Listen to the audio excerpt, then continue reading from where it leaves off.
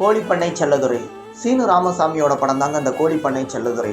கதையாக பார்த்துக்கிட்டோன்னா, ஹீரோவுக்கு ஒரு தங்கச்சி இருக்காங்க. அவங்க அப்பா அம்மாவை வந்து சின்ன வயசுலேயே அவங்கள விட்டுட்டு போயிடுறாங்க. அம்மா வேற ஒருத்தரோட களத்தொடர்பு வச்சு ஓடி போயிடுறாங்க. அப்பா இந்த பிள்ளை எனக்கு வேண்டான்னு சொல்லிட்டு விட்டுட்டு போயிடுறாங்க.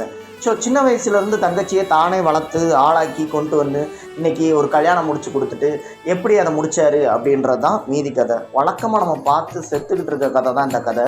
இந்த கதையை இப்போ திருப்பி எடுத்து வச்சுக்கிட்டு நான் கிராமிய தலைவலோடு எடுத்தேன், அப்படி எடுத்தேன், இப்படி எடுத்தேன்னு உருட்டிகிட்டு இருக்கானுங்க.